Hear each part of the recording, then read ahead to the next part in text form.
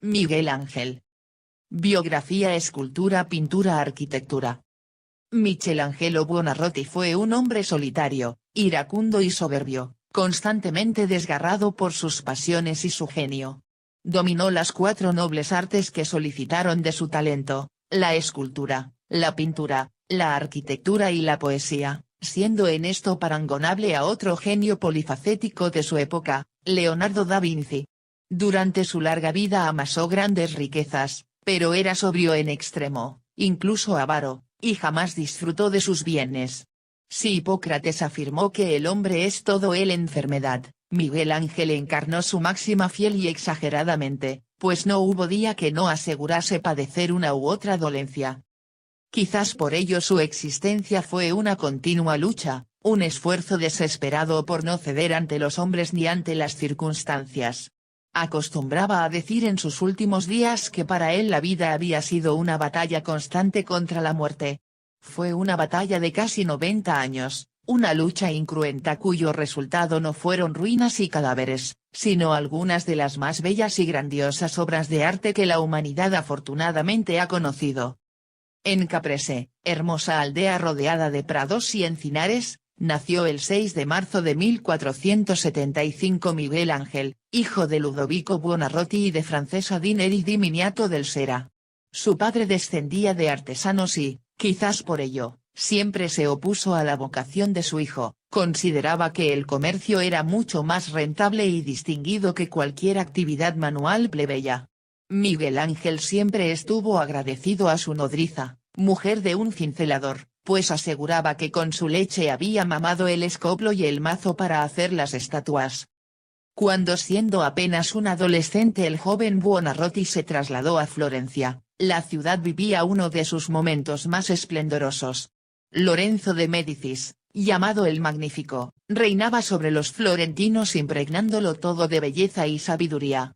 Refinado y abrumadoramente inteligente, Lorenzo era un extraordinario príncipe poeta, considerado un erudito por los helenistas, un guerrero invencible por los soldados y un amante insuperable por los libertinos. En la corte de este dechado de virtudes, rodeado de pensadores de la talla de Pico della Mirandola, Policiano o Marsilio Ficino, y junto a maestros como Domenico Ghirlandaio o Sandro Botticelli, Miguel Ángel dio sus primeros pasos por el rutilante camino de las bellas artes. En el jardín de San Marcos, que Lorenzo había hecho decorar con antiguas estatuas, el joven escultor pudo estudiar a los autores del pasado e imbuirse de su técnica. El lugar se había convertido en una especie de academia al aire libre donde los jóvenes se ejercitaban bajo la dirección de un discípulo de Donatello, el maestro Bertoldo. El talento precoz de Miguel Ángel se reveló al cincelar una cabeza de fauno que suscitó el interés del propio príncipe, siempre en busca de nuevos valores a los que acoger bajo su protección. Inmediatamente, Miguel Ángel ingresó en la reducida y selecta nómina de sus favoritos. Un día, mientras Miguel Ángel admiraba los frescos de Masaccio en el claustro de la iglesia del Carmine junto a Pietro Torrigiano, amigo y condiscípulo, surgió entre ambos una agria disputa. A Buonarroti le fascinaba la plasticidad de las figuras, que casi poseían relieve; para Torrigiano, los frescos carecían de brillantez y expresividad. La discusión acabó en reyerta, los muchachos intercambiaron algunos golpes y Pietro propinó a Miguel Ángel un puñetazo que le fracturó la nariz. El rostro de nuestro héroe quedó marcado por esa pequeña deformidad, que le amargaría en lo sucesivo. Sin embargo, un dolor aún mayor se adueñó de su corazón a raíz de la súbita muerte de Lorenzo el Magnífico, sobrevenida cuando el príncipe acababa de cumplir 43 años. Ni Florencia ni Miguel Ángel volverían a ser como antes. Primeras obras maestras.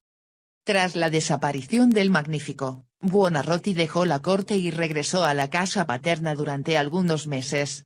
El nuevo señor de la ciudad, Piero de Médicis, tardó en acordarse de él, y cuando lo hizo fue para proponerle una efímera fama mediante un encargo sorprendente. Había nevado en Florencia y quiso que Miguel Ángel modelara en el patio de su palacio una gran estatua de nieve. El blanco monumento fue tan de su agrado que, de un día para otro, el artista se convirtió por voluntad suya en un notorio personaje. Miguel Ángel aceptó los honores en silencio, ocultando el rencor que le producía tal afrenta, y luego decidió marcharse de Florencia antes que seguir soportando a aquel estúpido que en nada se parecía a su predecesor. Además, negros nubarrones se cernían sobre la ciudad. Los ejércitos franceses y españoles luchaban muy cerca de las murallas y, en el interior, un terrible fraile dominico llamado Girolamo Savonarola agitaba a las masas con su verbo ardiente contra el lujo pagano de los Médicis. Piero de Médicis acabó huyendo y Savonarola se apresuró a instaurar una república teocrática, pródiga en autos de fe y piras purificadoras donde se consumían libros, miniaturas, obras de arte y otros objetos impuros. Miguel Ángel nunca olvidó las prédicas de aquel iluminado, ni las llamas que terminaban para siempre con el sueño de una Florencia joven, alegre, culta y confiada. Buonarroti se trasladó por primera vez a Roma en 1496. Allí estudió a fondo el arte clásico y esculpió dos de sus mejores obras juveniles, el delicioso Baco y la conmovedora Piedad, en las que su personalísimo estilo empezaba a manifestarse de manera rotunda e incontrovertible. Luego, de regreso a Florencia, acometió uno de sus proyectos más valientes, aceptando un desafío que ningún creador había osado hasta entonces, trabajar en un bloque de mármol de casi 5 metros de altura que yacía abandonado desde un siglo antes en la cantera del Duomo florentino. Con abrumadora seguridad, Miguel Ángel hizo surgir de él el monumental David, como si la figura se hallase desde siempre en el interior de la piedra, creando para sus contemporáneos una imagen orgullosa e impresionante del joven héroe, en clara rivalidad con las dulces y adolescentes representaciones anteriores de Donatello y Verrocchio. La Capilla Sixtina. En marzo de 1505 el artista fue requerido de nuevo en Roma por el Papa Julio I. Se trataba de un pontífice de fuerte personalidad, vigoroso y tenaz, que iba a presidir el gran momento artístico e intelectual de la Roma renacentista, en la que destacarían por encima de todos dos artistas sublimes, Miguel Ángel Buonarroti y Rafael Sanzio de Urbino. Julio I encargó a Buonarroti la realización de su monumento funerario. El proyecto original elaborado por Miguel Ángel preveía un vasto conjunto escultórico y arquitectónico con más de 40 estatuas destinadas a enaltecer el triunfo de la Iglesia. Pero algunos consejeros interesados susurraron al oído del Papa que no podía ser de buen agüero construirse un mausoleo en vida, y Julio I arrinconó el proyecto de su monumento funerario para dedicarse a los planos que Bramante había realizado para la nueva Basílica de San Pedro. Miguel Ángel, despechado, abandonó Roma dispuesto a no regresar nunca más. Sin embargo, en mayo de 1508 aceptó un nuevo cometido del Papa, quien deseaba mitigar su disgusto y compensarle de algún modo confiándole la decoración de la Capilla Sixtina. Miguel Ángel aceptó, aunque estaba seguro de que el inspirador del nuevo encargo no podía ser otro que Bramante, su enemigo y competidor, que ansiaba verle fracasar como fresquista para sustituirle por su favorito, Rafael. Pero Buonarroti no se arredró. Tras mandar construir un portentoso andamio que no tocaba la pared de la Sixtina por ningún punto, despidió con soberbia infinita a los expertos que se habían ofrecido a aconsejarle y comenzó los trabajos completamente solo, ocultándose de todas las miradas y llegando a enfermar del esfuerzo que suponía pintar durante horas recostado en aquellas duras tablas a la luz de un simple candil. Solo Julio I estaba autorizado a contemplar los progresos de Miguel Ángel y, aunque el artista trabajaba con rapidez, el pontífice comenzó a impacientarse, pues sentía cercano el día de su muerte. ¿Cuándo terminaréis?, preguntaba el Papa, y Miguel Ángel respondía, cuando acabe. En cierta ocasión, el Santo Padre amenazó a Buonarroti con tirarle del andamio, y este repuso que estaba dispuesto a abandonar Roma y dejar los frescos inacabados. Las disputas entre ambos menudearon a lo largo de los 4 años que duró la decoración de la bóveda de la capilla, concluida finalmente el Día de Todos los Santos de 1512, 4 meses antes del fallecimiento de Julio I. A juicio de Giorgio Vasari, historiador del arte, Arquitecto y pintor contemporáneo de Miguel Ángel, los frescos de la Capilla Sixtina eran una obra cumbre de la pintura de todos los tiempos, con la que se desvanecían las tinieblas que durante siglos habían rodeado a los hombres y oscurecido el mundo. Julio I, en su lecho de muerte, se declaró feliz porque Dios le había dado fuerzas para ver terminada la obra de Miguel Ángel, pudiendo así conocer de antemano a través de ella cómo era el reino de los cielos. Buonarroti se había inspirado en la forma real de la bóveda para insertar en ella gigantescas imágenes de los profetas y las sibilas, situando más arriba el desarrollo de la historia del Génesis y dejando la parte inferior para las figuras principales de la salvación de Israel y de los antepasados de Jesucristo.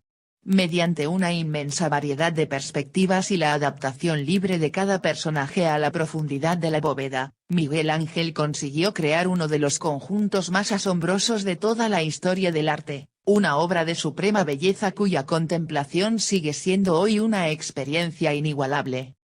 Misterio y poesía.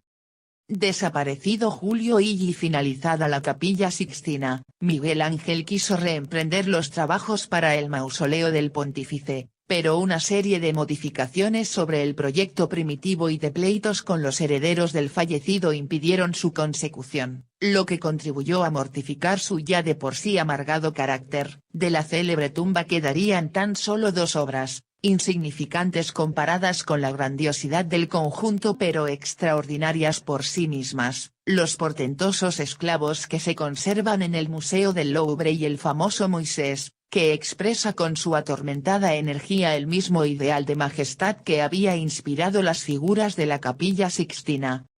A partir de 1520 trabajaría principalmente en la Capilla Médicis de San Lorenzo, preparando los sepulcros de los hermanos Juliano y Lorenzo de Médicis y de sus descendientes homónimos, Juliano, duque de Nemours, y Lorenzo, duque de Urbino.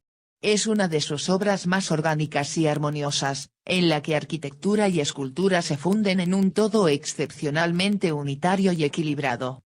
Las estatuas del día, la noche, la aurora y el crepúsculo están envueltas en un halo de misteriosa hermosura que ya en su tiempo y durante siglos sería objeto de conjeturas e interpretaciones contradictorias. Miguel Ángel, halagado por la admiración que suscitaban y a la vez cansado de escuchar hipótesis sobre lo que podían significar, quiso dar voz a sus esculturas y acallar a los parlanchines que tanto disputaban con estos hermosos y delicados versos. Me es grato el sueño y más ser de piedra. Mientras dura el engaño y la vergüenza. No sentir y no verme es gran ventura. Mas tú no me despiertes, habla bajo. Fue precisamente en esta época cuando Miguel Ángel empezó a prodigarse como poeta. En 1536 emprendió la realización de un grandioso fresco destinado a cubrir la pared del altar de la Capilla Sixtina, el Juicio Final. Ese mismo año conoció a Vittoria Colonna, marquesa de Pescara. A ella iba a dedicarle sus mejores sonetos, en los que refleja al mismo tiempo su pasión platónica y su admiración por la que sería la única mujer de su vida. Vittoria Colonna representó, para el alma desilusionada y solitaria de Miguel Ángel, un consuelo y un remanso de paz, se erigió en guía espiritual y moral del artista y dio un nuevo sentido a su vida. Incluso después de la muerte de su amiga, quizás el único ser que supo comprenderle y amarle, Miguel Ángel mantuvo una actitud muy distinta al constante y angustiado batallar que había caracterizado hasta entonces su existencia, con lo que pudo afrontar con un insólito sosiego el paso de la madurez a la ancianidad. Arquitectura precursora. En los últimos años de su vida, Buonarroti se reveló como un gran arquitecto. Fue en 1546 cuando el Papa Paulo I le confió la dirección de las obras de San Pedro en sustitución de Antonio da Sangallo el Joven. Primero transformó la planta central de Bramante y luego proyectó la magnífica cúpula, que no vería terminada. La cúpula de la Basílica de San Pedro, una de las piezas más perfectas y más felizmente unitarias jamás concebidas, es junto al proyecto de la Plaza del Campidoglio y al Palacio Farnesio la culminación de las ideas constructivas de Miguel Ángel, que en este aspecto se mostró, si cabe, aún más audaz y novedoso que en el ámbito de la pintura o la escultura. En su arquitectura buscaba ante todo el contraste entre luces y sombras, entre macizos y vacíos, logrando lo que los críticos han denominado fluctuación del espacio y anticipándose a las grandes creaciones barrocas que más tarde llevarían a cabo grandes artistas como Bernini o Borromini. A partir de 1560, el polifacético e hipocondríaco genio comenzó a padecer una serie de dolencias y achaques propios de la ancianidad. Mientras los expertos empezaban a considerarle superior a los clásicos griegos y romanos y sus detractores le acusaban de falta de mesura y naturalidad, Buonarroti se veía obligado a guardar cama y era víctima de frecuentes desvanecimientos. A finales de 1563 se le desencadenó un proceso arteriosclerótico que le mantuvo prácticamente inmóvil hasta su muerte. Poco antes, aún tuvo tiempo de reunir, ayudado por su discípulo Luigi Gaeta, cuantos bocetos, maquetas y cartones había diseminados por su taller, con objeto de quemarlos para que nadie supiese jamás cuáles habían sido los postreros sueños artísticos del genio. Apenas 2 meses después, el 18 de febrero de 1564, se extinguió lentamente. Sus últimas palabras fueron: «Dejo mi alma en manos de Dios, doy mi cuerpo a la tierra y entrego mis bienes a mis parientes más próximos». 4 hombres le acompañaron en esos instantes: Daniello da Volterra, Tommaso dei Cavalieri y Luigi Gaeta, sus más fieles ayudantes, y su criado Antonio, que fue el único capaz de cerrar sus párpados cuando expiró. Con él moría toda una época y concluía ese portentoso momento histórico que conocemos como Renacimiento italiano. Su epitafio bien podría ser aquel que el mismo Miguel Ángel escribió para su amigo Cecchino dei Bracci, desaparecido en la flor de la edad. Por siempre de la muerte soy, y vuestro. Solo una hora he sido, con deleite. Traje belleza, mas dejé tal llanto. Que valiérame más no haber nacido.